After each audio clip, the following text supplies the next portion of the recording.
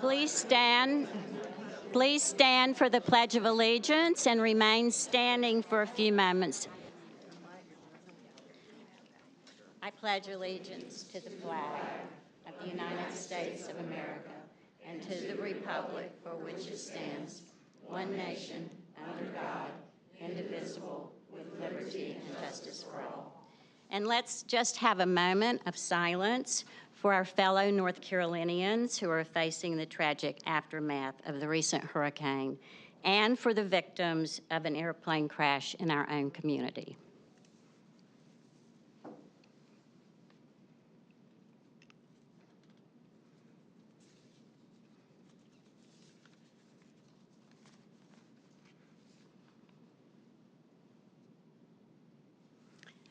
Thank you, and be seated. Good evening, and welcome to the 2024 Candidate Forum for the Dare County Board of Commissioners, sponsored by the League of Women Voters of Dare County. I am Ginger Webster, coordinator for this forum. I'd like to thank you all, as well as the candidates, for participating in the event this evening. I want to let you know that the Board of Commissioners has also made available the Fessenden Annex in Buxton for voters on Hatteras Island to listen to this forum and submit questions. A warm welcome to those who are watching from Buxton. We are videotaping the event this evening, and it will be available on the League of Women Voters of Dare County website, as well as on Current TV. The League of Women Voters is celebrating its 104th anniversary, and we are proud to continue the tradition of bringing candidates and voters together in this way to empower voters. I will now introduce the moderator for this event, Tanta Lockhart Hendricks.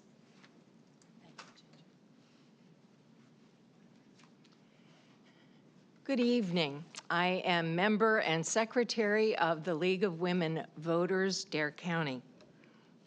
I live in Grandy in Currituck County. The League is a nonprofit, nonpartisan political organization.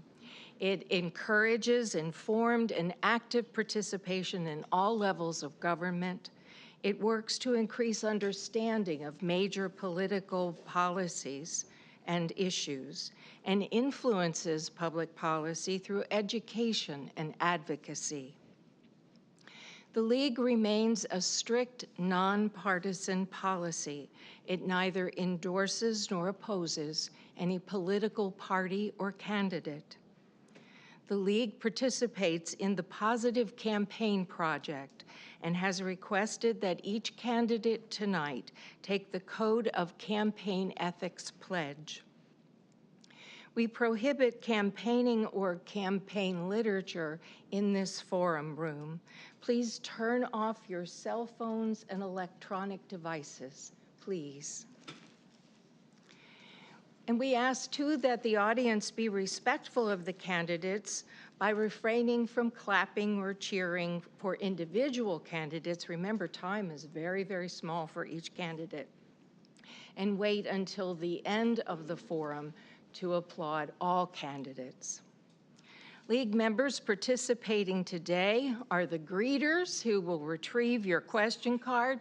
We have Chris Pruitt and Karen Laurie and Andrea Scholart. And in Buxton, we have Kristen Bennett, Gracie Fuller, and Audrey Kramer. And our question reviewers are Ginger Walters, Claudia Kozinets, Linda Birondelli, and Deb Bauer. Our timekeeper, perhaps the most important guy in the room, is Charlie Reese. Now, let me tell you about the candidates. There are 5 Dare County Board of Commissioners positions up for election on November the 5th, and we have 8 candidates on the ballot. Present this evening are District 1, Carson Kreef, unopposed. District 2, Katie Morgan. District 2, Robert Woodard Sr., incumbent. District 3, Steve House, incumbent. District 3, Dennis Zanger. District 4, Aida Havel. District 4, Mary Alon Balance. District 1, Mike Burris, unexpired and unopposed. The two unopposed candidates, Kreef and Burris, will participate in the opening and closing statements, but will not participate in the question and answer segment unless they raise their hand to speak on the issue or a question is specifically directed to them. The format for the forum. Each candidate has 3 minutes for an opening statement. The timekeeper will signal when the candidate has 30 seconds remaining, and the timekeeper will stand if the candidate continues past the allotted time. Next, candidates will respond to questions from the audience. Questions were either submitted prior to the forum by voters, or they may be submitted during the forum. They are signed with their town of residence or business location and name. Reviewers review the questions for clarity and to avoid duplication. We believe that this is a procedure that affords the greatest variety of subjects to be covered in this allotted time. The League advocates positive campaign practices, and we reserve the right to omit any question that is viewed as personal attack. I will read the question as written and identify the submitter. Questions may be addressed to a specific candidate or all candidates. Questions related to a specific candidate may be answered by any candidate if so desired. 2 minutes are allotted for responses. The timer will signal the candidate when 30 seconds remain and will stand if the candidate goes over the time allotted. Opportunities will not be extended to those who initially pass on a question. Finally, for the closing statement, each candidate has 2 minutes entitled to them. And before we started, the candidates drew numbers to establish the order for opening statements, and we will reverse that order for closing statements. We will begin with the opening statement from the candidates based on those numbers drawn. We begin with Robert Woodard, Sr. Candidate Woodard.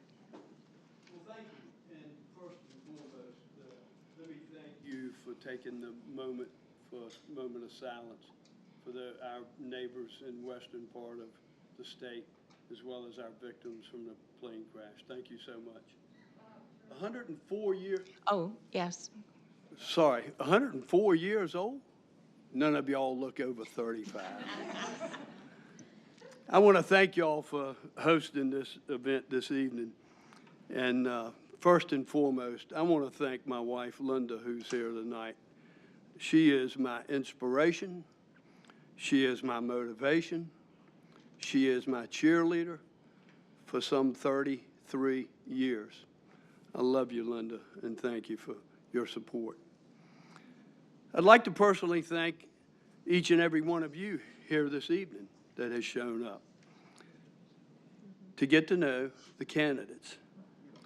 I believe government works best when concerned citizens like yourself show up for events like this evening.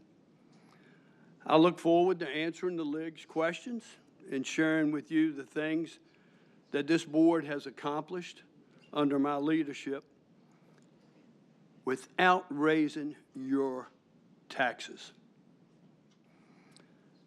Please know I'm happy to talk with each and every one of you after this meeting is over. If your question hasn't been answered, you can reach me. If that doesn't work for you, you can reach me on my cell phone number at 252-216-8240. Or you can email me at woodard@darenc.com. Even though Dare County still has issues that we continue to face, I am totally confident that if we continue to build good relationships with Raleigh and Washington, D.C., and if we continue to work closely with our key partners like NCDOT, the National Park Service, and the Corps of Engineers, and then if we continue to follow the conservative financial policies that we have in place, I strongly believe that we can preserve the quality of life that we all enjoy here on the Outer Banks, and we can make it the best place in the world to live, work, and raise our family. Thank you. Dennis Sanger. Thank you for this opportunity to speak directly to the DARE voters, and many thanks to the League of Women Voters in organizing and facilitating this forum. My wife and I have lived in the Outer Banks since 2016. We love it here. We love the beaches, the shorelines, and we love our community. We are settled in here, and we have no intentions of living anywhere else. And because of that, I decided to run for commissioner to improve our access to health care for our natural environment, and to make our government be more transparent and responsible in how our taxpayer dollars are spent. In this past year, we have seen several contentious issues that still have not been fully resolved to the satisfaction of the communities. Housing continues to be an issue, as it is in almost every community nationally. There were multiple homes collapsing into the ocean just this past summer, and there are the environmental impacts of the formerly used defense site in Buxton. And we continue to see our population growing without an increase in the number of doctors and specialists to provide enough care for our residents here in Dare, forcing most of us to travel distances to see providers elsewhere or resorting to using urgent care. I have two grown sons who have lived and worked here and experienced many of the economic challenges all of you are facing to make a living and to raise a family. My expertise in healthcare quality and performance improvement will help me address these challenges and explore solutions that are effective. I have over 30 years of experience working in healthcare settings to analyze problems, identify solutions, and determine what works best. I've been a team leader for so many projects supporting government agency operations, and I know how to work in a team. The Board of Commissions needs to adopt an approach of gathering balanced community and expert input to tackle these issues. I want to see the commissioners go into the community and getting that balanced perspective. We can't wait until approaching issues become a real problem. We need to be proactive and thoughtful in considering multiple approaches, including those that have worked in other communities. We can do better. We have to do better. We have to be responsible stewards of taxpayer dollars, and I believe the time for change has come. As you listen tonight, ask yourself, how have any of these issues that we're discussing, how have they changed in recent years? We need to find solutions that work for the residents of Dare. Thank you. I would remind candidates, please press the green button before you speak. After you're done, please press the red. Mike Burris. Good evening. I would also like to thank the League of Women Voters for having us here and everyone for attending tonight and taking time out of your schedule to come and show an interest in what your candidates have to say. If we don't do that, then government will certainly rule without our input, and we don't want that. So it's very important that folks show up and take an active interest. As she said, my name is Mike Burris. I'm born and raised in Wanchese, North Carolina, and I hope to remain there for the rest of my days. I tell people all the time, I had the best upbringing in the best hometown. I absolutely have loved every bit of growing up here in Dare County. I want to take an active role in politics. I always say if sometimes you have to be the change that you want to see. That's what interested me in running, was being the change that I wanted to see. And then another thing I always say is, if not now, when? Don't delay. And that's something I like to think that I'll be able to help with the board in continuing on the fine work they've done, is taking a proactive approach to some of the issues that we've been facing for a long time now that we can hopefully get ironed out here in the near future. That being said, there's nowhere that doesn't have something pop up. Everywhere in government, state, federal, local levels, you're always going to have issues pop up. So we're just in the position that we have to do the best we can for everybody, not just our friends, not just our party. And that's what it means for me to be able to represent everyone here in Dare County. And I'm very excited at the opportunity that you all have provided for me. Thank you. Steve House. Like everyone else, thank you to the League of Women Voters for having this forum today. It's just another chance for us to get our voices out, and to thank all of y'all for attending, and also the thousands of people that are probably watching this as the videos go on. I'm Steve House. I've been in Dare County since '88. I did have to leave for a few years. My career took me out to California for a while, and I saw how things were done back there, and I could not wait to get back to Dare County. Dare County is home. To me, my wife, Cheryl, she is my biggest fan, my best cheerleader, and also my worst critic. And she keeps me grounded. And I can't thank her enough for that. And my three daughters is the same way, and my grandchildren now are getting old enough where they're getting to be the same way as well. So I truly value the family nature and being in Dare County, and Dare County is a family. We've been through thick and thin together. Whenever there's adversity in Dare County, we're the first ones to step up and help each other out. I cannot tell you how many phone calls, emails, and stuff that I have gotten in the past weeks of how much our community is helping in the western part of the state. It's just phenomenal, the outpouring of compassion. And that's why I like being part of this family. And to support the family of trying to do the best job that I can as your county commissioner. I've truly enjoyed the last 8 years of working on issues with the citizens' input on issues that we're dealing with, and some of the things that we've been able to accomplish. One of the things I worked very closely with, the very first ever of its kind, was a public-private partnership for a dredge that can now keep our waterways open, so that the Army Corps that couldn't do it in the past to keep it open, now we've got it open. And the first time in 12 years, we've had a fully loaded trawler come into our waterways, which has not happened in 12 years. And in the past 8 years prior, 8 years ago, or even the small trawlers couldn't come in. Now they're coming in. So I've done that. I've helped with that program, and it's tons of people involved with that. My experience as I was 32 years in emergency services. I was the youngest training officer in the state of North Carolina at age 18. Up until that time, and since then, the youngest training officer in North Carolina is 24 years old. Also with that, I have experience in local, federal, and state politics. I have all my adult life, and I have brought that experience with me to this chair. And thank you so much, and I've enjoyed serving the citizens of Dare County and look forward to another 4 years. Thank you. Aida Havel. Good evening, and thank you to the League for hosting this forum.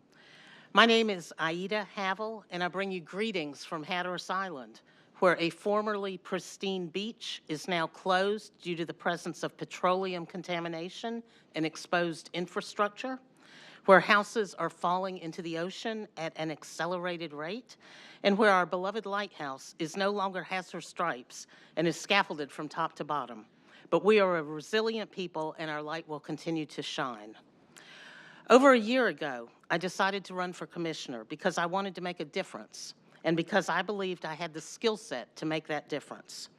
I grew up in Raleigh, attending the Wake County Public Schools, went to Davidson College and was in the 4th class of women to go all the way through, and then went to law school in Chapel Hill, and I was there when Michael Jordan was playing basketball. For 25 years, I was defined as a bulldog divorce attorney until I realized how detrimental that entire system was to my clients, to their children, and to me personally.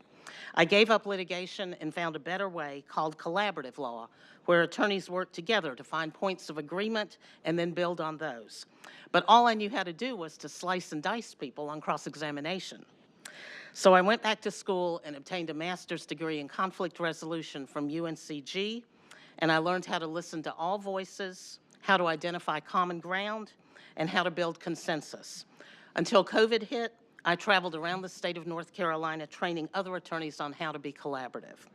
I give you that background because I believe those life experiences have prepared me to be an excellent county commissioner. I know how to read contracts and statutes. I'm willing to ask questions and dig deep when I don't understand something. And I'm also willing to work with anybody, anywhere, who has a good idea to move Dare County forward. I look forward to building consensus with all of the commissioners and to make decisions with the best interests of all community members in mind. There are a lot of things that we could be doing better in Dare County. We need to provide more oversight on things like the $35 million for housing that we had to give back to the state, and the Miss Katie Dredge, which as of today has sat idle for 2 weeks. We need to advocate for more health care and for fairer fishing regulations for our commercial fishermen, and for more reasonable insurance coverage.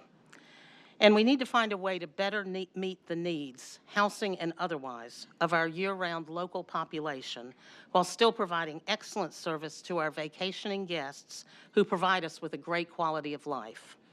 Thank you, and I look forward to an engaging discussion tonight. Mary Alon Balance. Thank you. My name is Mary Ellen. I, too, would like to thank the League of Women Voters for doing this, and also for the 411.org information that is available to people online to go in and read questions that we have answered. My husband is not able to be here tonight because he's a commercial fisherman, so he's working at a pizza shop to pay our bills. So I've been here for 27 years.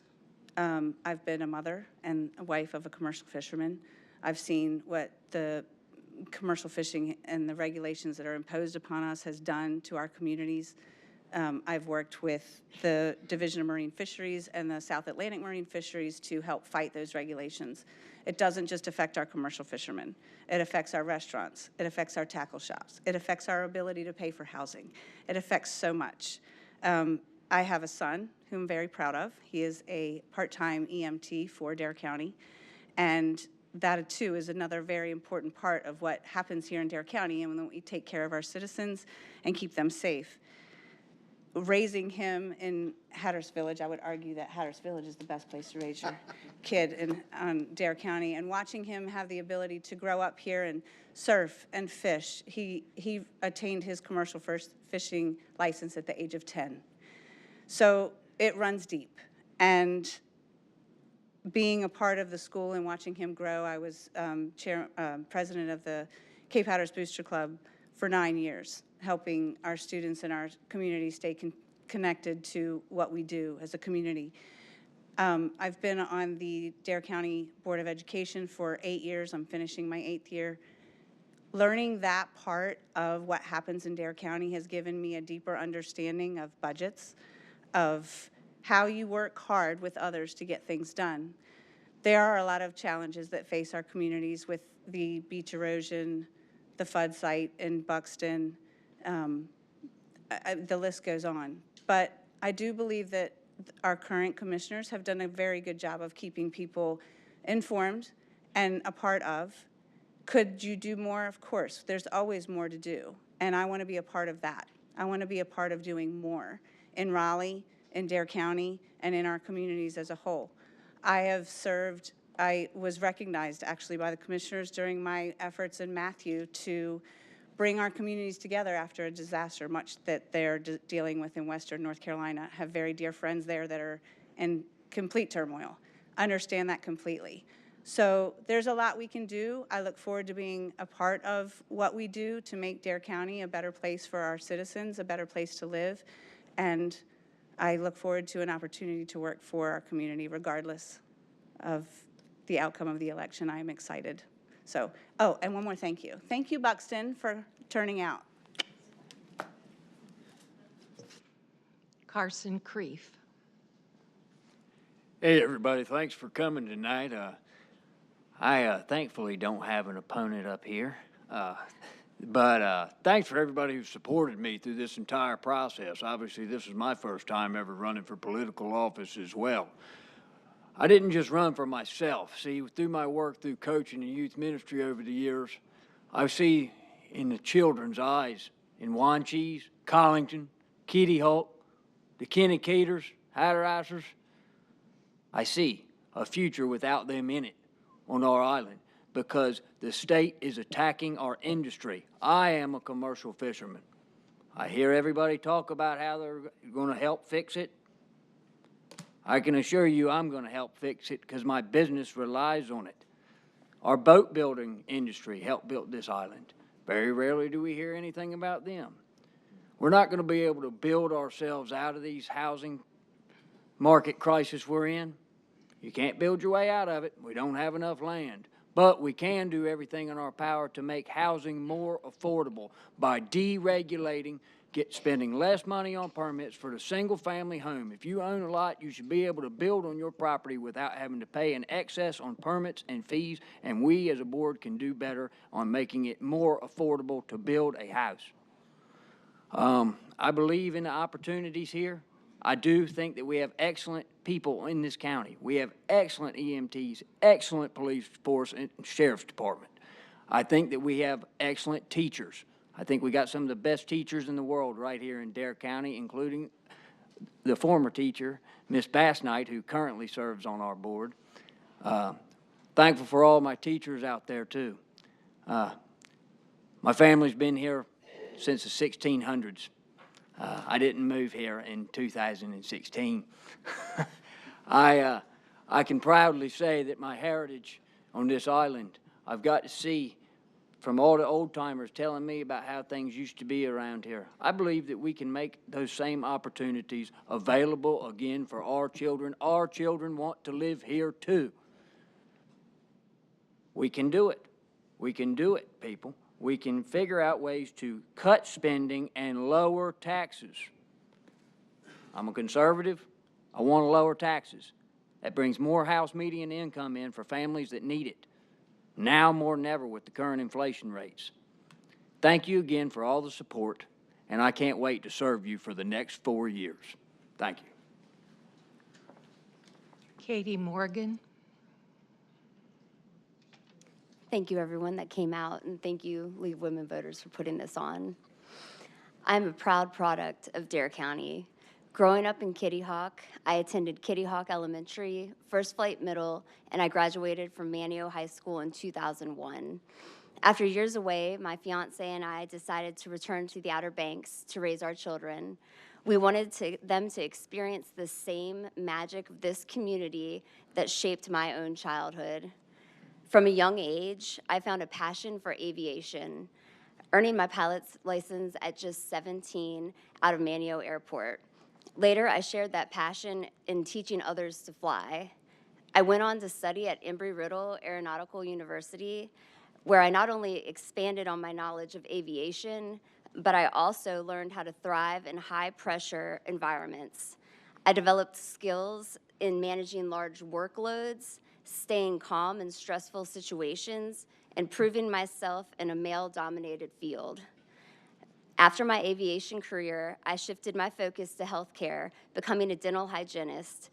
I dedicated over a decade of my life serving underserved communities in nonprofit and urban dental offices. When we returned to Dare County, my fiance and I started a tree company, using his climbing expertise, becoming certified arborists. Together, we've put down deep roots here. But this isn't just home to us, it's where we do want to grow old. But I'm not just connected to Dare County through my work. I'm part of the fabric of the community. You'll see me at your grocery store.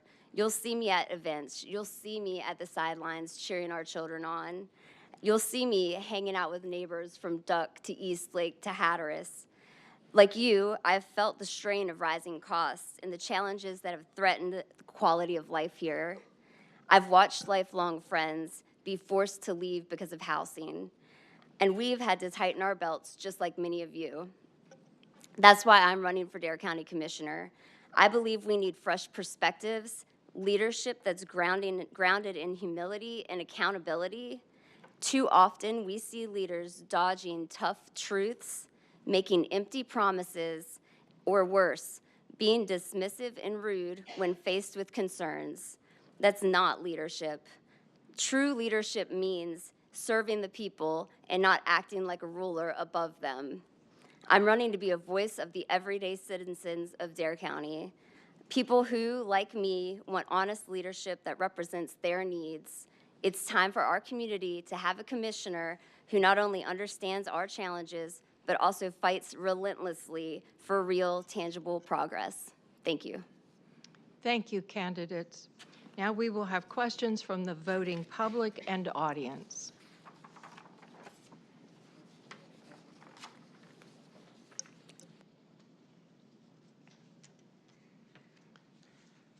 These questions are for all. They're two related.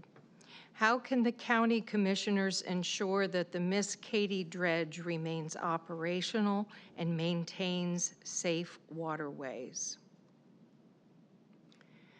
The second question, no, okay, just the answer to that one. Thank you for that clarity. We'll begin with candidate Morgan.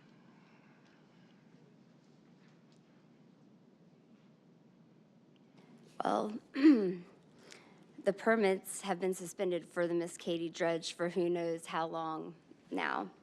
98% of the Miss Katie's loads of dredged material over a 9-month period were removed from outside of the channels. Data pulled from the sensors on the Miss Katie Dredge, which the county always had available, showed that it had dredged as far as 445 feet outside of the 100-foot width channels. To put that in perspective, a football field end zone to end zone is 360 feet. Curiously, we pay this company by cubic yard for the material that is dredged. I strongly feel that our watermen are overregulated in our state, and I don't love rules and regulations. But I do know personally that I can't just drive 85 miles per hour down the bypass 98% of the time because I'm going to be getting in serious trouble. We desperately need a dredge to keep our waterways safe. We desperately wish that I desperately wish that our county had gone with an experienced dredging company, and I desperately hope it gets back out there working as soon as possible. Not only does this dredging company privately own our dredge, but in 10 years, they have zero obligations of staying in our waterways. The owners of the Miss Katie Dredge secured a forgivable loan from the state with one main condition, that they had to dredge our channels at a lower rate than industry average for 10 years. And they have been doing that for $1 to $2 less per cubic yard dredged thus far. To make matters worse, 2.5 of those 10 years, they've been held up with permit issues. The Miss Katie has not been actively dredging to ensure our safety since September 19th, which means it has been 15 days without crucial support for our watermen. This gap comes at a critical time during our hurricane season. Thank you. I apologize, I did not identify the submitter. The name is Ernest Grieve. And we'll now ask the same question to candidate House. As chairman of the Oregon Inlet Task Force, and I work very closely with the Miss Katie project, the Army Corps of Engineers suspended the permits that we had because there were some clarification issues that we needed to get worked out. Also, the fact of her dredging outside of the dredge boxes was a little bit cumbersome. Every quarterly meeting we had with the dredge and all the permits inquired, it showed us where the dredge box was. Army Corps Navigation said where the dredge box was. Sometimes that wasn't transferred to Army Corps regulation, or the coordinates were slightly off. Also, the fact that when they do give you a dredge box, it's 100 feet wide. In the drawings, it shows it 100 feet wide on the bottom and sloped edges so the edges don't collapse in. A lot of times they were doing those sloped edges, but the Army Corps regulations saw it was outside the dredge box. So there's two very live situations where they were showing it outside of the dredge box, but yet they were in compliance. Also, the Army Corps of Engineers at one time put a dredge box over a shipwreck, which was a direct violation of the permit. And we worked very diligently to get that shipwreck out of contention because that shipwreck had been blown up and was no longer in there. Miss Katie's, we've been working very hard with the Army Corps. Myself and our county manager went down to Wilmington last week and spoke to the Army Corps. We're going to have those permits back starting next week, and Miss Katie will be rolling. Same question, candidate Havel. Obviously, this is an issue that is of great concern to me. Excuse me, press your green button, please. Thank you.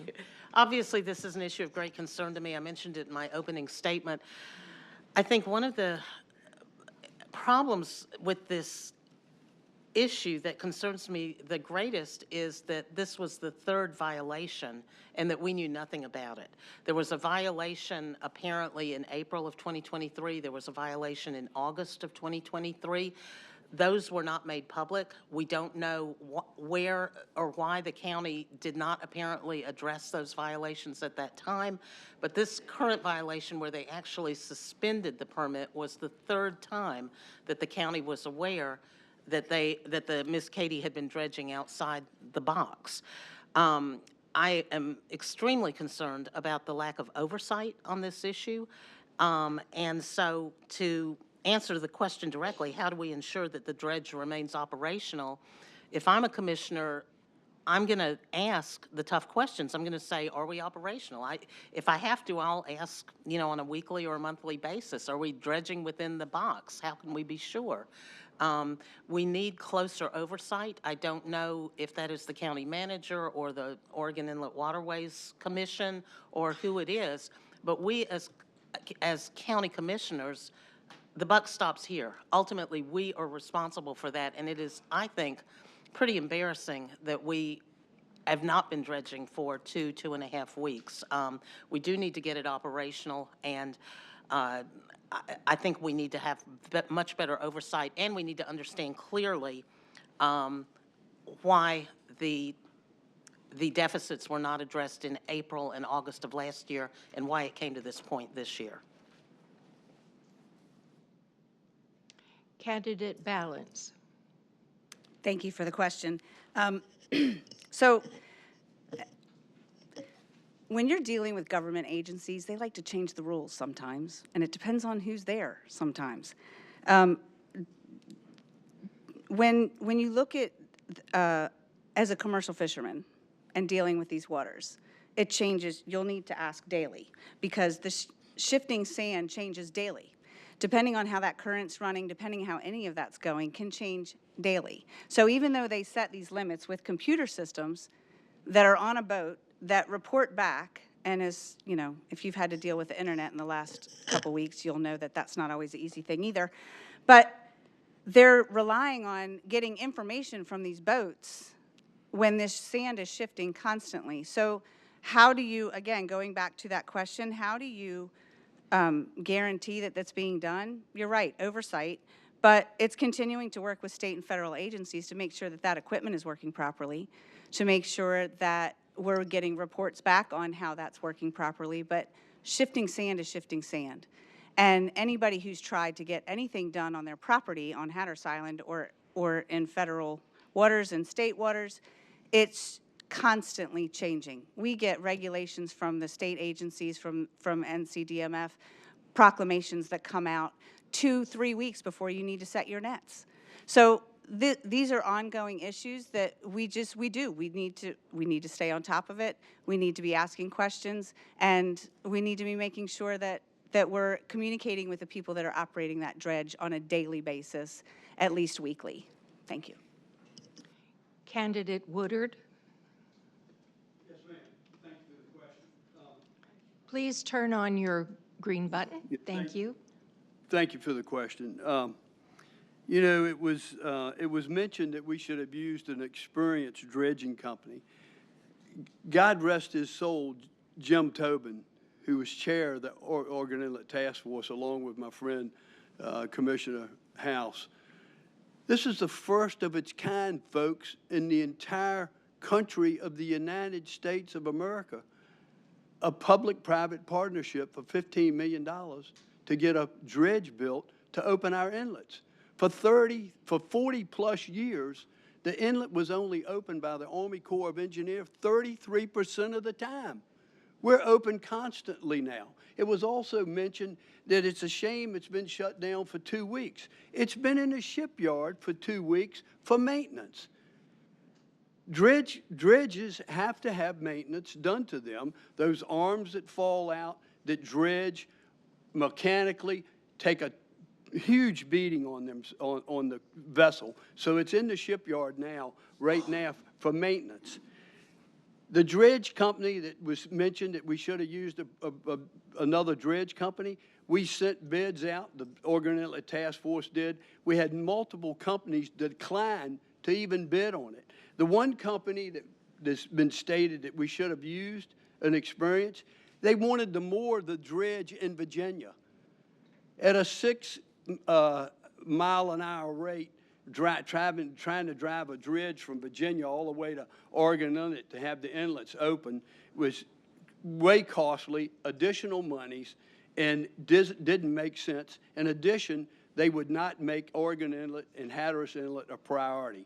The company that we use moors it out of Wanchese, and it's done its job, and the inlet's been open more times and percentages than the Army Corps had ever done in over 40 years. Candidate Zenger. Yeah, I do appreciate the complexity of this issue. I was so excited when Miss Katie was first christened and came out and started dredging. It was an exciting moment. I thought, oh, wow, we're going to be able to dredge our waterways regularly and without interruption. But that hasn't always turned out to be the case due to all sorts of complexities. I understand that. But it does call on the question of what is the responsibility of the Board of Commissioners? Board of Commissioners needs to stay on top of this issue. Now, I understand that there's been a number of citations that the Army Corps of Engineers has issued on this, and there's been a lot of attention focused on it recently. That's excellent. But my concern is, where was the attention a couple of months ago when the first citations came out, when this first problem started surfacing? And this is where I think the Board of Commissioners needs to be more proactive. And I'm confident in the future that you will attend to this as the Board of Commissioners because this has become such an issue. But the fact is, it shouldn't have gotten to this point, and we need to resolve it as soon as possible. Thank you. May I respond? No, sorry. Good. Our next question is from Laura Allendorf. This question is for all candidates. If elected, I'm sorry. I would prefer if you put your hand up at the beginning of the question so that we can rotate everybody in, including those unopposed. Candidate Kreef, thank you for catching that. I believe our current board did an excellent job on getting the dredge. We need the dredge.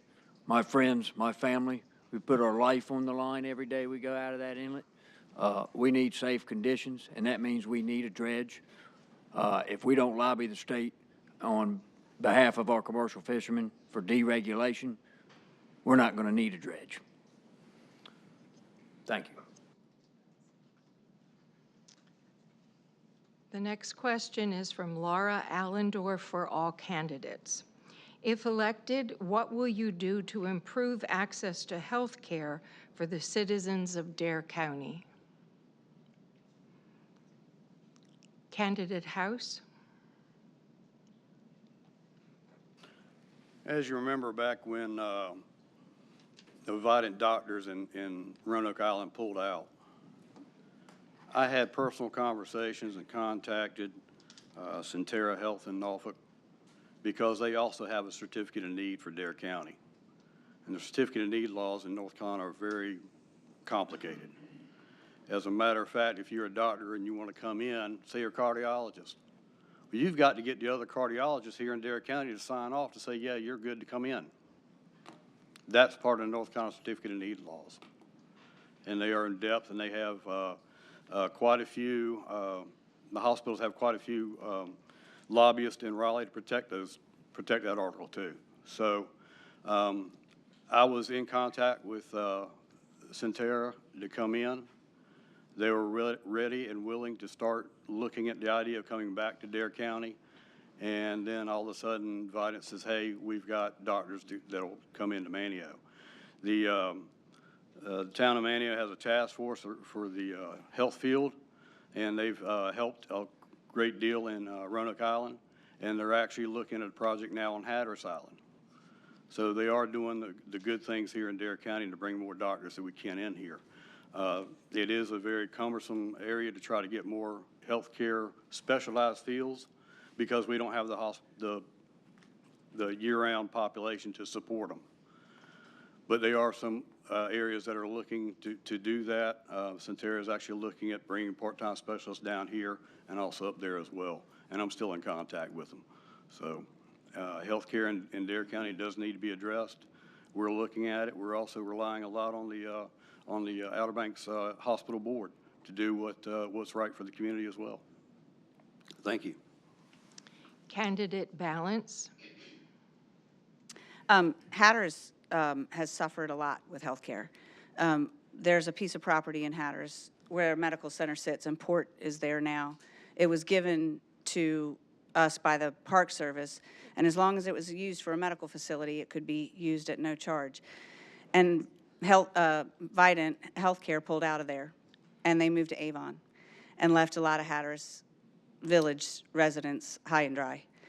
So that building's still there, and the county has that. And these more rural health health systems, like what Manteo is working on, I think there is definitely some room there for growth, and there's some room there for some collaborative discussions to be had with doctors. I think that also touches on a housing to some degree as well. We have to have housing available for doctors that want to come in. But I think it would be incumbent upon the commissioners to sit down with the hospital and see if there's some way that we can come up with some options there. They are a large, they are a secure health system. Their profits are, whereas such we should be able to sit down and have some conversations, some collaborative discussion on how we can expand on that and make sure that all of Dare County has accessible health care. But health care, for us on Hatteras Island is not just about health care. It's about access as far as a road, as far as bridges. So it's definitely something that we do as commissioners need to sit down and look at and see how we can work on that to make it better. But there's opportunity and there's options there. We need to get the right people at the table. Thank you. Candidate Morgan.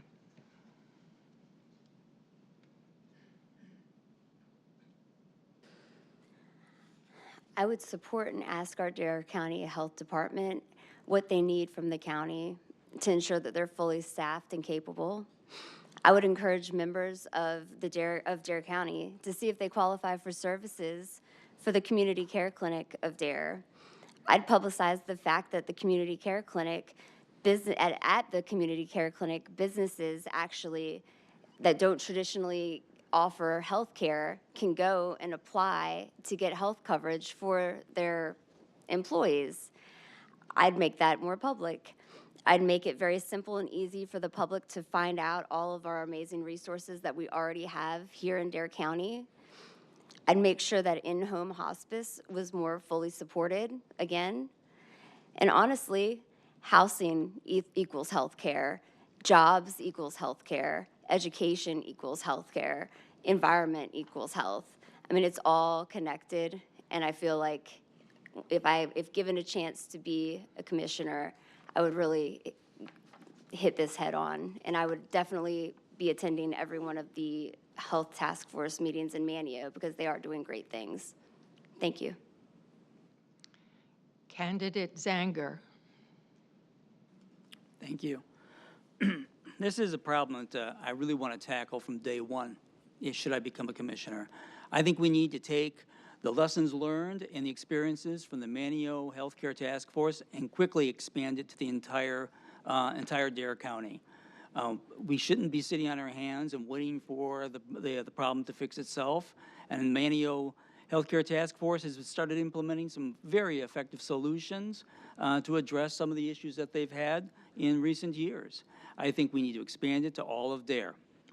There's also some other things we can do to provide some incentives to bring healthcare providers to Dare. Who wouldn't want to live in Dare? But it's always things like, the cost of housing and a variety of other things that prevent healthcare providers from locating here. Well, we can do some things to help with that. There are some things like some incentives for providing forgivable loans for housing, or providing larger incentives and reimbursements for salaries. There's a lot of different techniques that we can use to bring more healthcare providers here. And if we can come up with a $15 million forgivable loan for a dredge, I'm sure we can come up with some forgivable loans for some extra doctors and specialists here in Dare. Thank you. Candidate Havel. If or when I become a commissioner, I will improve access to health care by being more of an advocate of bringing more health care here. When Manio lost its doctors, I'm not sure how many years ago, 2 or 3 years ago, I remember the county commissioner saying, "Oh my goodness, this is terrible. Let's see what we can do to bring more health care to Dare County," and then they didn't do anything. That is why the Manio Healthcare Task Force was formed, because they felt they had to advocate for themselves. Nobody else was doing anything. I do agree that we can learn the lessons from that task force, and we can bring what Manio is doing maybe to a county level, but we are going to have to be advocates and better advocates for more health care here on the county commission. One of my particular signature issues running as a candidate from Hatteras Island is that I believe we need an urgent care on Hatteras Island. Right now, if you get a fish hook caught in your eye or your forehead in Hatteras Village, you have to drive 2 hours to get to an urgent care. That's just wrong. There used to be an urgent care on Hatteras Island. We need one again. I do understand the complexities of that. You need at least a doctor, a nurse, and a front office person, and I understand that there may be some requirements that you have to be open 50 hours a week. But we have a lot of retired healthcare professionals on Hatteras Island that I think would be willing to come in and staff it. We need to talk to the hospitals, we need to get all the stakeholders in a room together, and we need to talk about it, and we need to push it. And that is what I would do if and when I am elected. Thank you. Candidate Woodard. Thank you for that question. Thank you for that question, and I echo my fellow Commissioner House's comments concerning health care with the certificate of need with Centura. We've reached out to them. Our board has reached out to the Outer Banks Hospital Board. We've worked very, very closely with Ronnie Sloan, who's the administrator of that. We've approved Roanoke Island housing that he has built to bring in staff to work at the hospital. So that is ongoing, and we need to continue to do that. Housing is an issue. We know for a fact that multiple folks, doctors, nurses, have been lobbied to come to Dare County. Once they come here and they find out what the cost of living is, they can't afford to live here. So housing is a huge issue, and we'll continue to work on that. We have a housing task force that hopefully, I'm optimistic that we'll be able to expand upon that. I could not agree more with some of the comments up here with respects to the town of Manio. They've done a fantastic job with their work that they've done. So we'll continue to work with the hospital. We'll continue to work with the citizens, and we'll do whatever we can to support the efforts to increase better health care in Dare County. Question 3 from Jamie Wegner from Southern Shores. Zoning and Local Authority HB 259, introduced in the fall of 2023, had affected local zoning authority for affordable housing projects in Dare County. How did you see the impact of this legislation on our community, and how do you plan to address these effects while ensuring workforce housing needs are met? Begin with Candidate Havel.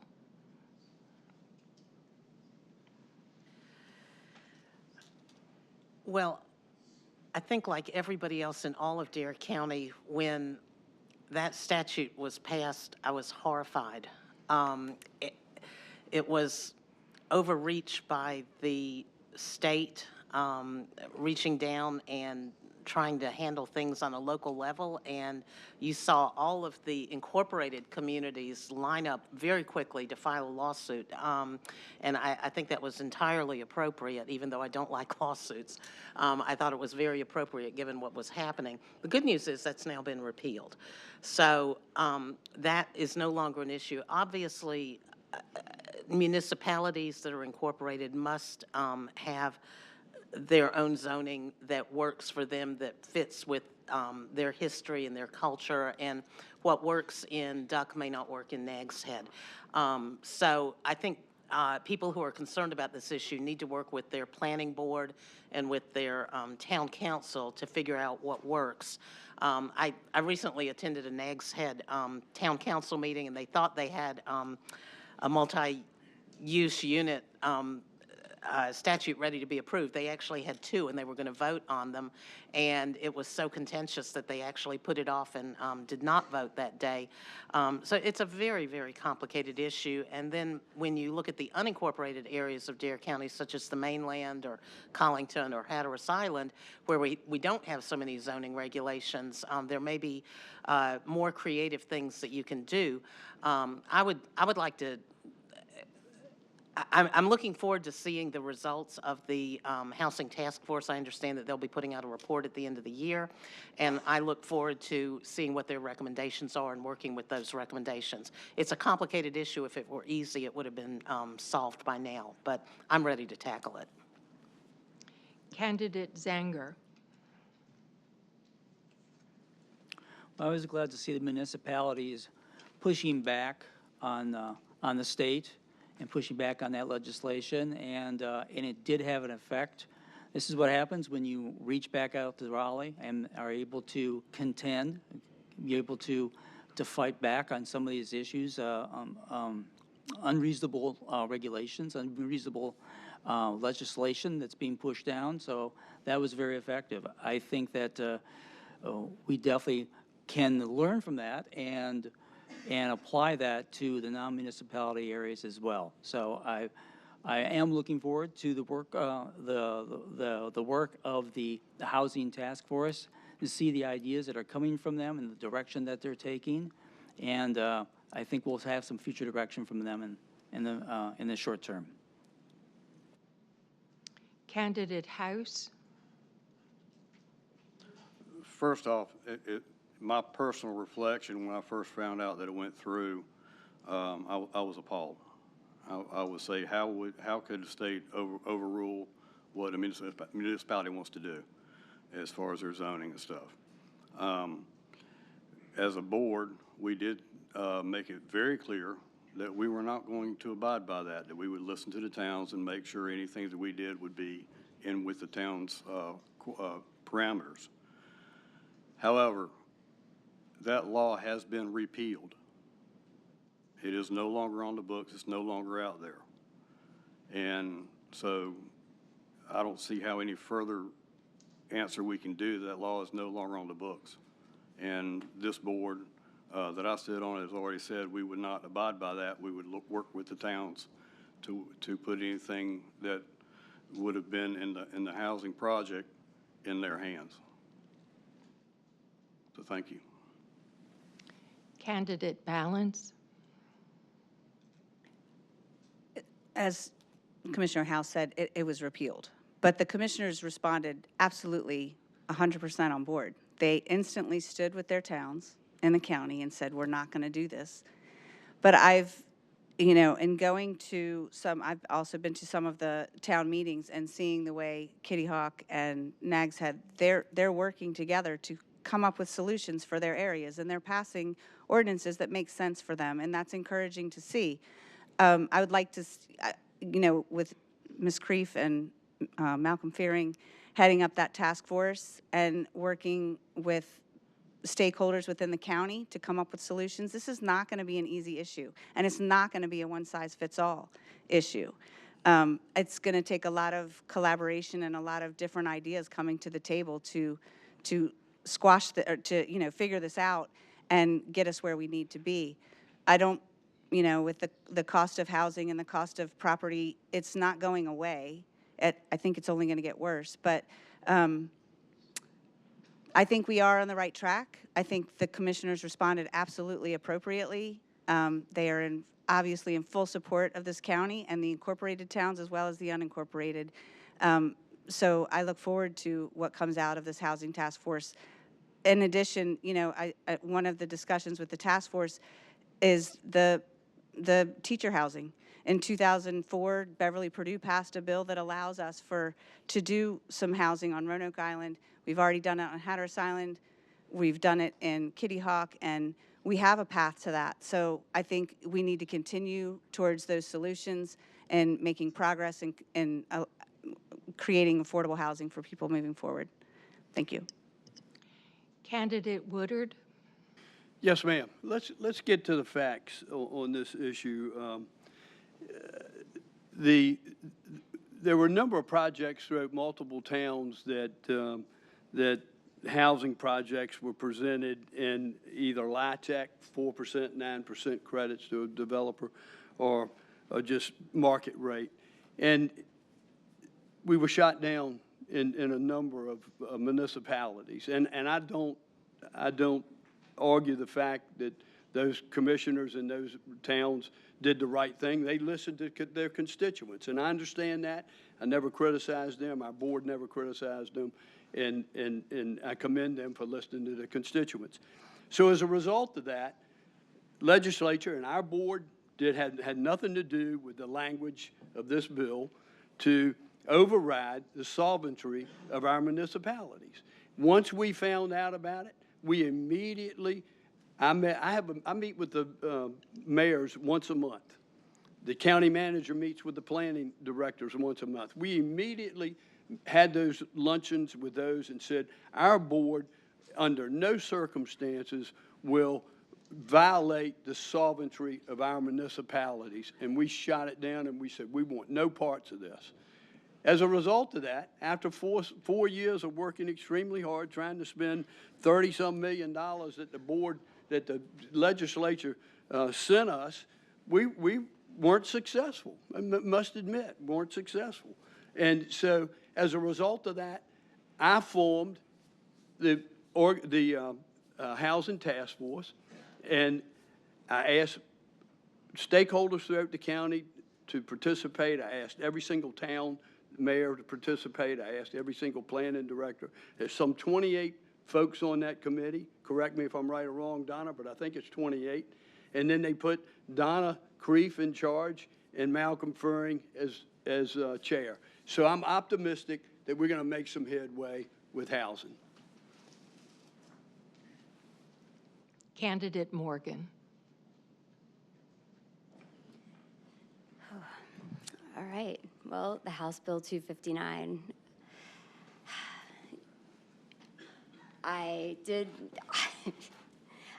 help bring that to light to the public. I really did. If people don't know, I worked very, very hard to make sure that everybody understood how devastating that would have been for the towns.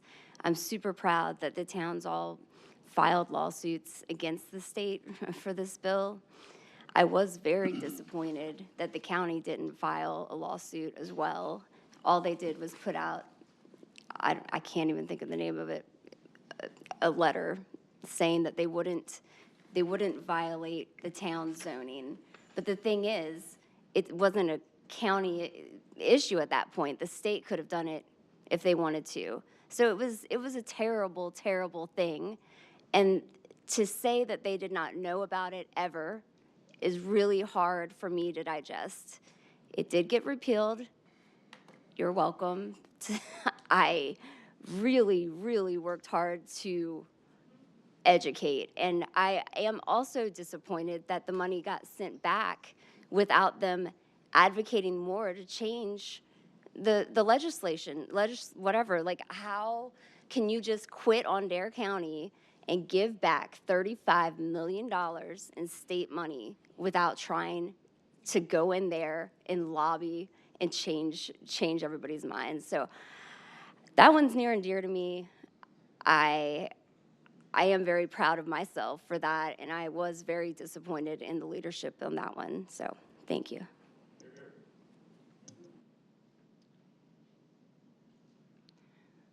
The next question from Kenny Bright in Avon. This is for all candidates. Commercial fishing is a very important aspect of Dare County's economy. The powers in Raleigh seem to be trying to regulate our fishermen out of business. How do you plan to help save this important aspect of our economy? I will mark you in. Candidate Zanger. Good question. Yeah, I'm a recreational fisherman, and I have to say that I've looked at the regulations and the rules for fishing, and makes my head swim. It's just so complicated, and for commercial fishermen, even more complicated. I think the current Board of Commissioners does a good job of working with the various agencies and the various oversight groups at the state level, and we have to continue with that collaborative work, that collaborative discussion. I would continue to do so, should I become a commissioner, and advocate for the fishermen and work with those groups very closely. I think that the rules and regulations that are out there need a lot of attention. There needs to be a lot of negotiation, and there needs to be a lot of consensus building with our agencies as well as with the fishermen, and fishermen providing the feedback to these agencies. And I intend to do that and carry that forward. Thank you. Candidate House. As you all know, as a sitting commissioner, I have worked very diligently and very hard with our working watermen. I'm also chairman of the Dare County Working Watermen's Commission, and very heavily involved with the regulations that are affecting our commercial fishermen.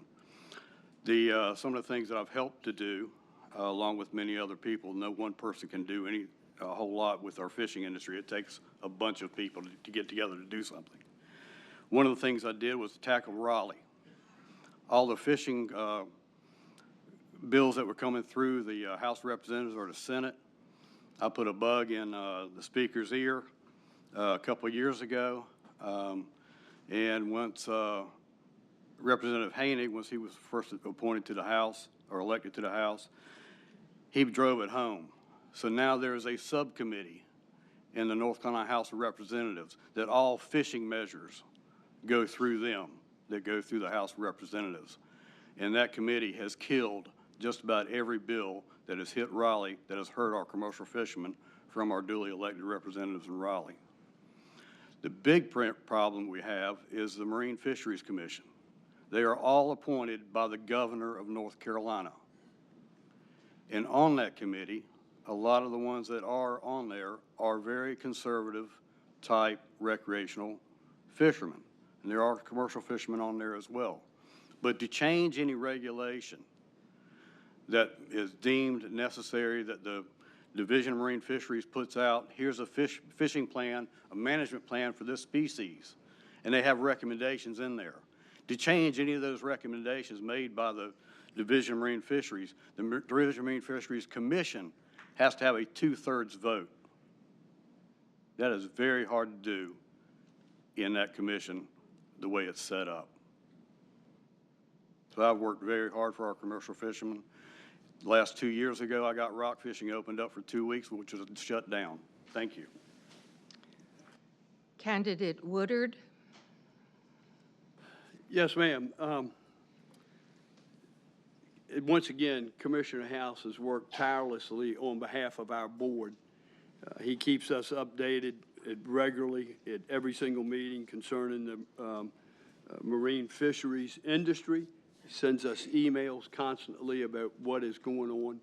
We lobby constantly on behalf of our fishermen to stop all the tough regulations that our fishermen have to go through. He attends those meetings. He takes our board's recommendations to those meetings.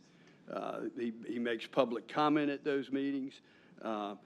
They send out information where they need input from different industries, and so we're constantly fighting on behalf of our marine industries. And quite honestly, folks, we need a change in that board. We need a board that is more committed to protecting the marine industries and our fishermen, as opposed to those that are on it that are constantly putting roadblocks up and putting more and more regulations on our commercial fishermen.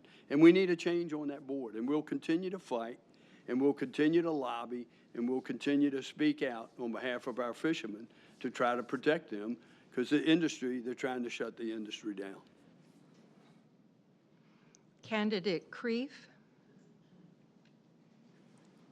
When I am your serving commissioner, that Marine Fisheries Board, all my friends, family, and all the boys I fished with growing up, they're not going to like me very much.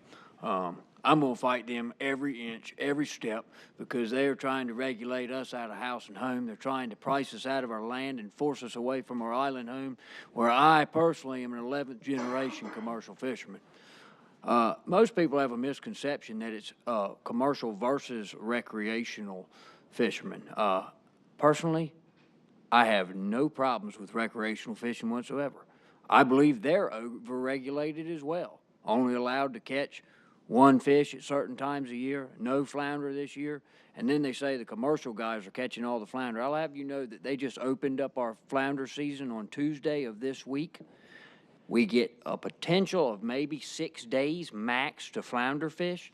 6 days to flounder fish on a species that is here year-round. What that does is that floods the market with everybody's fish all at the same time, and in turn lowers our prices.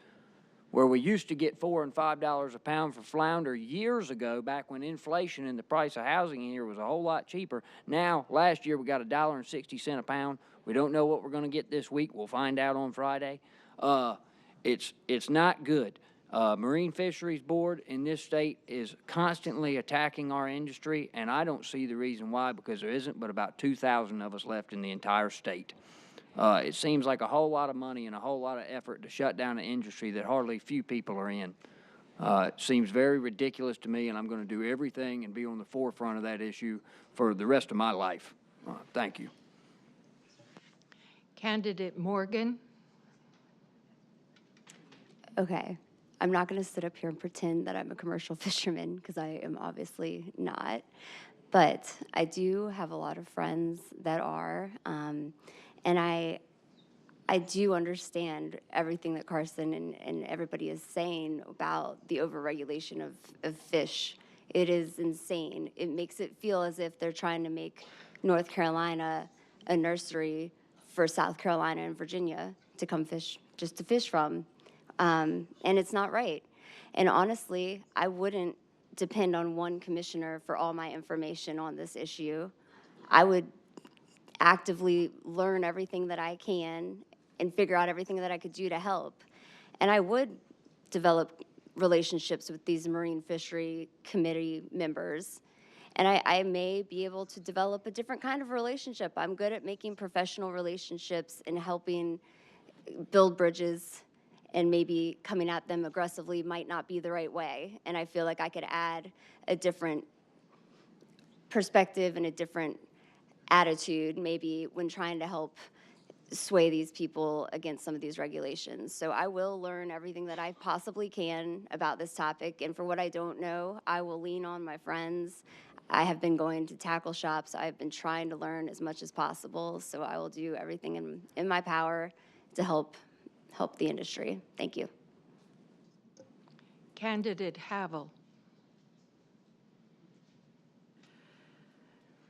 I'm so happy to hear that everybody up here is basically speaking with one voice on this issue.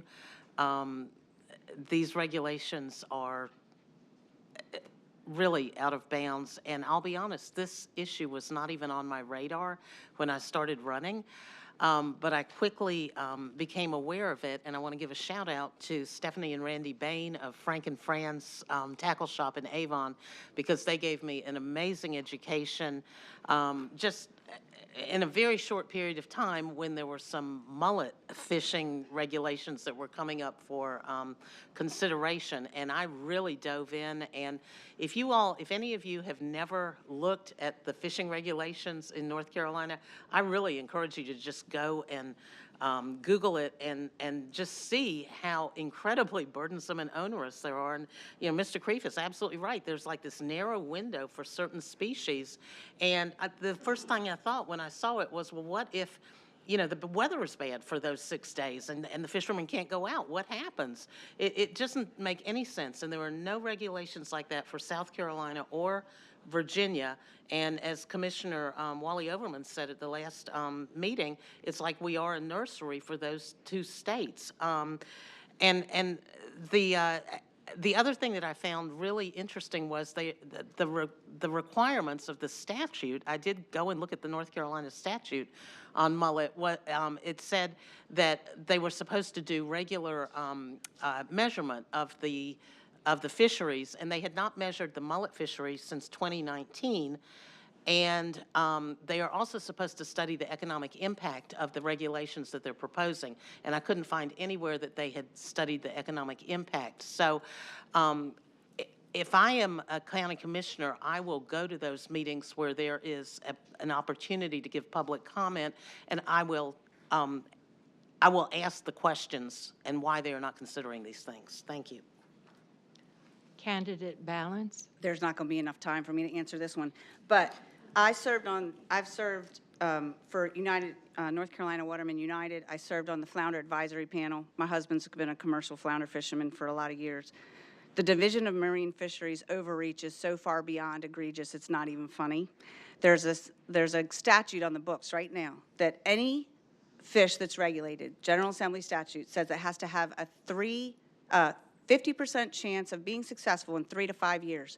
The current ruling by the North Carolina Division of Marine Fisheries that they passed for Flounder Amendment 3, it states in that amendment that in order for this to be 50% attainable in 3 to 5 years, we have to have participation of the southern states. Yet we have nothing from the southern states saying that they are going to do any kind of remediation at all. So you're absolutely right. We are a nursery for the southern states.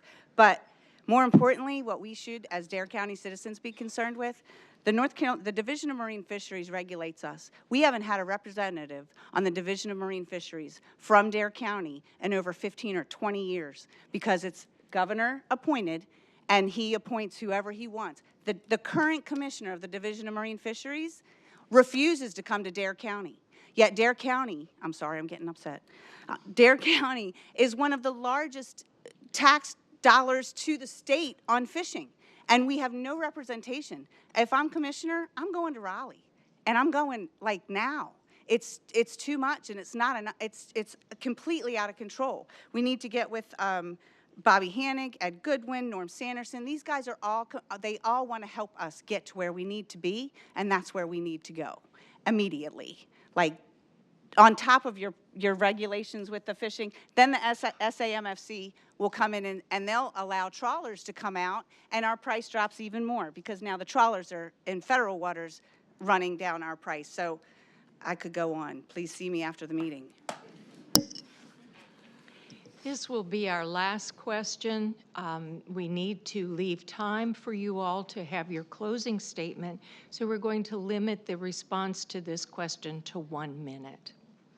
It is submitted by Jan Milkey, and the note here says, "This question was greatly condensed." What will you do in your position as a commissioner to ensure that contracts such as affordable housing or dredging are awarded to qualified companies with a history of successful projects? Candidate Balance. You have to set out RFPs for that. So you have to set out, and you're really dependent on who applies for that. If somebody doesn't apply, then that just stays open. So when you issue or you put out a RFP for a federal or a state or county or whatever contract, you don't always get a plethora of people that are going to apply to do that job. Then you have to look at, can they do commercial work or can they do certain things? It's a very complex issue. You're gonna take the applications that you've received and you're gonna do the best you can with what you've got.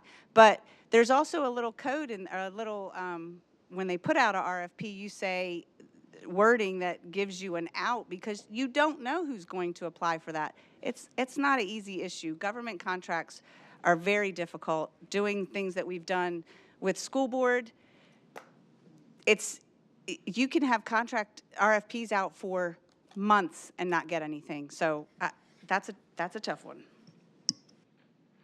Candidate Havel.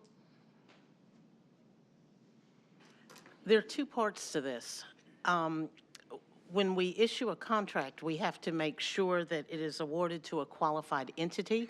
I don't believe that happened in the affordable housing situation. There was another more qualified candidate, but it went to a local candidate with connections. So I think we really have to ask questions. That's the first part, to award it to someone who's qualified. And the second part is to provide oversight. From the very beginning of the contract, to provide oversight, look at it on maybe a 30-day basis or a 60-day basis and stay on top of it. That was also not done in the $35 million contract. So if I am elected, I will really dig deep into the proposals. I will ask questions, and then I will provide oversight. Candidate Zanger. Well, I've been on the receiving end of this. If you don't have enough qualified bids, enough qualified vendors who want to go after an RFP, then you need to extend the time to look for other candidates. There's no lock-in that you have to provide that money to a substandard contractor. So I think you have to build into the contracting mechanism, the RFPs and all the other contracts that are involved. You need to put in the conditions that the county can walk away from an RFP if you don't have the sufficient quality contractors. Candidate Woodard. Thank you. Yes, RFPs, we certainly put those out on multiple things that we need throughout the county. When we receive those, we have professional staff that reviews these, and they do their due diligence, and they make their recommendations. It also comes before the CIP committee, the Capital Improvement Project Committee, where they do their reviews and they do their due diligence. They also make a recommendation to the board. When this is sent out, the board sees these, they review it, it's made a recommendation. And we have, in the past, extended the term because we didn't feel like that we had enough input. But that's how it's done, and that's how the contracts are issued. Everybody does their due diligence before a decision's made. Candidate Morgan. I would definitely ask the hard questions. My due diligence would be very in-depth. When we set out the RFPs, I would make sure that we advertise them maybe a little more easily findable, to say it in a bad way, but I would make it easier for people to find these RFPs. And I would also make sure that our local guys know about them. I mean, I feel like we need to look local first. I understand letting everybody know about them, but we have some of the best developers and best builders in the United States right here in Dare County. So I feel like we should always make sure that everyone here knows, and I will ask the hard questions, and I will make sure that these people are qualified. Thank you. Candidate House.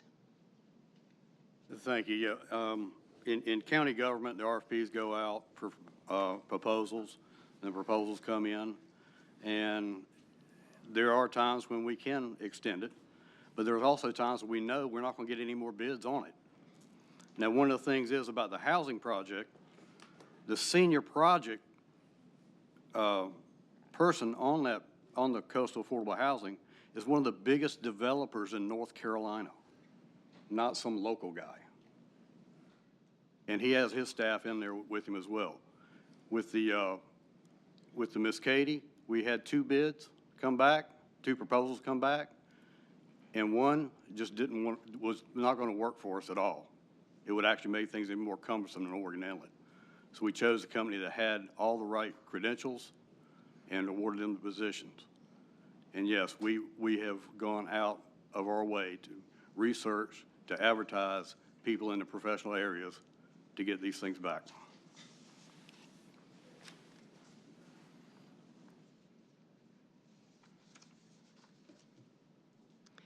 Thank you, candidates. Now, your closing remarks in the reverse order from the opening statements. Candidate Morgan.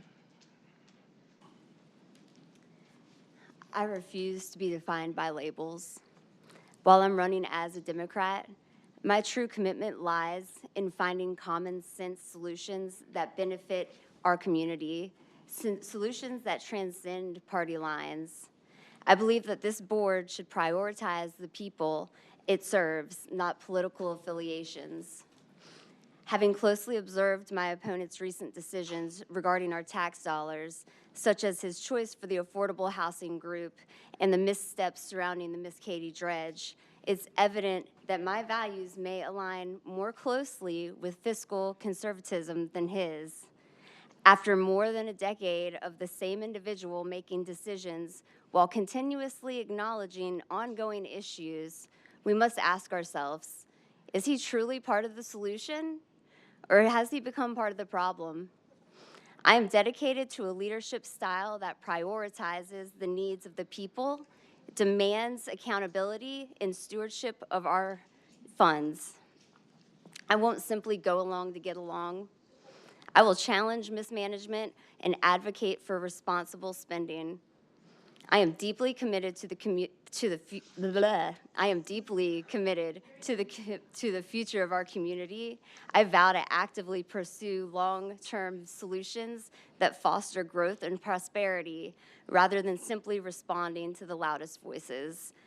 Together, we can build a Dare County that embodies our shared visions and dreams. And I really do thank you all for coming out and hanging out with us for an hour and a half of your time. And thank you, League of Women Voters, so much. Candidate Kreef. I would like to start out by thanking my previous opponent, Wally Overman, for his years of service on our commission. He's an excellent human being, and I was glad to see him today in good health. We've been praying for him, and I just want to let him know that I think very highly of him. I'm quite the talk of all the civics classes around the Manteo schools. All the kids like to talk about me, and you know, to think that I inspire hope in them for a future generation of locals that can live here and operate business here, they give me more hope than I give them. I can assure you of that. I'm so thankful to have the opportunity to have been born and raised here. I know so many people in this county. I've had wonderful relationships here my entire life. And I know one thing. I don't know if I'm going to be commissioner for 4 years or longer, but I can assure you that every day I'm in there, I'm going to give you everything I got, everything that I can possibly do to make this county a better place, a safer place, and a more affordable place to live. I can't thank you enough for coming here tonight. I know it's a long, drug-out process sitting here listening to people talk all night, and you just sitting there, but thank you for coming. I appreciate each and every person in this room. God bless Dare County, and thank you very much. Candidate Balance. Thank you all for coming, and thank you again to the people in Buxton that I hope you're still there hanging out. Thank you to the League of Women Voters. My mother raised me to be a voice for those that didn't have one. And it's something that I've grown into and taken very seriously, and my record speaks for itself. I've done it from the time I entered Dare County, as from Sunday school to finishing 8 years on the Dare County Board of Education. I've pushed the envelope on the Board of Ed. I fought hard for things for our kids, and I'll continue to fight for hard for things for our kids, for the safety and security of our neighborhoods and our towns, for schools and education, for our beaches and our waterways, and for our young and our elderly. We need to work hard to look after each other, from fishing to construction to everywhere in between. And I'm ready to do the work, to be there and do what needs to be done for Dare County, to give a voice that feel like they can't use their own. My record speaks on that, and I'll stand on it all day long. So thank you again. Thank you guys for coming out, and I look forward to an opportunity to serve you. Candidate Havel. Thank you again to the League for hosting this forum. It's been a great exchange of ideas, and I truly appreciate the questions that you all have asked. Dare County is a great place to live, work, and raise a family and retire, but it also faces challenges, many of which you've identified tonight through your questions. But have you noticed most of the issues that face us are not really red or blue or left or right? There's really much more that unites us than divides us. And I hope our answers have made that clear tonight. As I said at the beginning, I believe I have the skill set to read thoughtfully, dig deeply, and ask probing questions. I also have the ability to recognize points of agreement and to build on them to reach a creative and perhaps previously unrecognized solution. If you were not inclined to vote for me, I hope you will now consider it. And if you were inclined to vote for me, I hope you still are. My website is havelfordare.com. Thank you for your time. Candidate House. Thanks again for everybody to come out here, and thanks again, League of Women Voters, for having this forum for us. I've built those relationships that everybody's been talking about building. I have those relationships in Raleigh. I have those relationships with the Marine Fisheries Commission. I have those relationships in Washington. I've already built them, and I'm working on them every single day on every issue that comes up. If it's our Buxton issue, if it's a dredging issue, a fishing issue, a housing issue, I've tackled those and made those relationships beneficial for us in Dare County. And there's a lot of things that happen behind the scenes. Not everything can be out and open in front. That's not how it all works. Now, I'm not saying I'm going to be hiding everything. No, we're going to be as transparent as we possibly can. But it's just like if we want to buy a piece of property for a housing complex, that has to be kept in confidence with the home builder or with the property owner, so we can negotiate a price and not made public. Those are the issues that are not transparent. Everything else we have done, all you've got to do is watch our videos, talk to any one of us. You can email us, call us, whatever. We'll tell you everything that we can possibly tell you. We've always been that way. And every article that we've put out through the county shows that. And I'm here. I've already built those relationships. I'm making things happen in Dare County. I have been truly honored to serve the citizens of Dare County for the last 8 years. Again, I'm part of the community. I have been since 1988, retired from emergency services, helping to improve our EMS system by getting them the new stations they deserve, a $42 million project. Thank you for your time, and thank you for supporting me. Candidate Burris. I would like to thank everybody for coming out tonight one more time. It really means a lot that you guys come out and some of you here in support, some of you getting to know your candidates. I love my hometown. This is where I'm going to be the rest of my life. I'm not leaving. I'm going to stay here. I'm going to fight, and I'm going to work hard for everything and everyone I can in this community. It means a lot to me. It's something I've always been set on doing.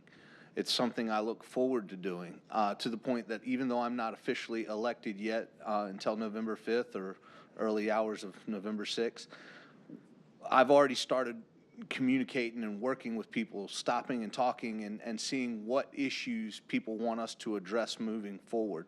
I've talked with people who are in place on certain boards, Board of Education, some of the planning board members, we have some great folks serving on a lot of our local boards, town members, town board members that have reached out, and I've spoken to them on a lot of issues already. So I've been working with the commissioners already on trying to hit the ground running once I'm there, and they've been very great and gracious with their time and letting me know what to expect and things that will be necessary for me to hit the ground running.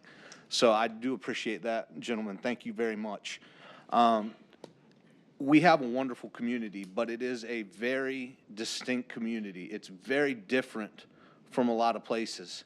I would say we're very, very unique. And sometimes we're going to have unique problems, and they're going to take unique solutions. And it's going to take all of us working together to achieve that. So I hope, win or lose for your candidate, you'll still support the person that does win, because they're going to have Dare County's best interest in their mind.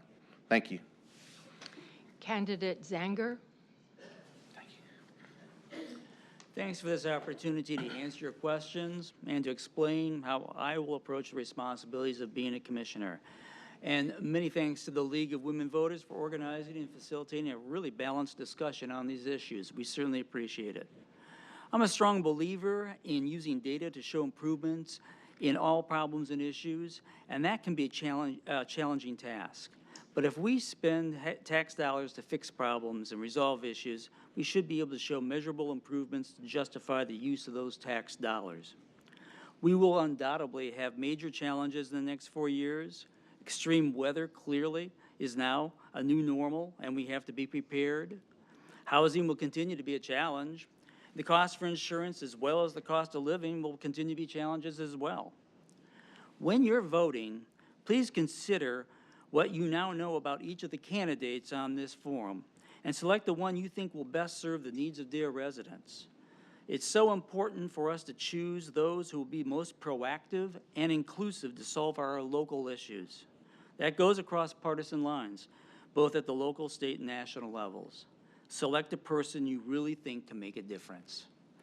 Lastly, I want to thank the hard workers of the Board of Elections and the many election volunteers who will make our Dare elections work seamlessly. They ensure our elections are fair and honest, and I applaud their efforts. I ask each candidate on this stage tonight to accept the outcome of this election.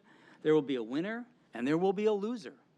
If I am the loser, I will be the first to call Stephen House and congratulate him and offer any assistance I can provide in the future.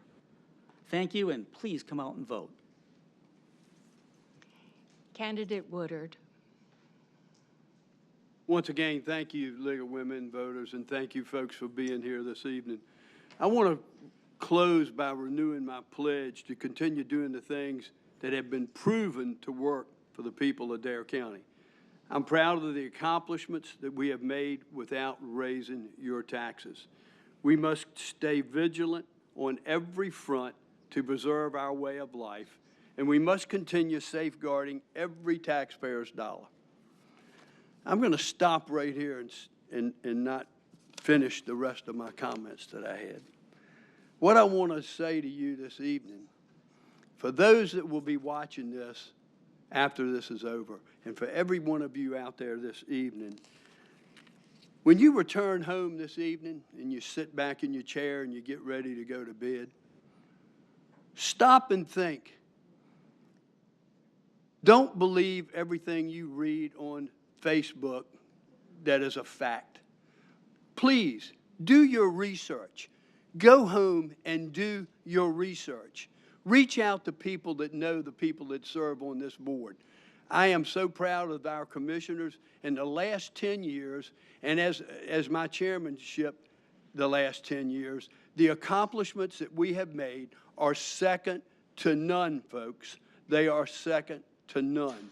So please, I implore you to do your homework and quit reading all the garbage that's on Facebook. Finally, I'll continue working wholeheartedly for the people of Dare County as your commissioner. It's my duty and my honor to work for you. This is a solemn responsibility that I take extremely seriously. That is why I respectfully ask for your vote on November the 5th. Thank you. We wish to thank each candidate for your participation and for you who are in attendance for your questions. Thank you so much, and let's show our appreciation.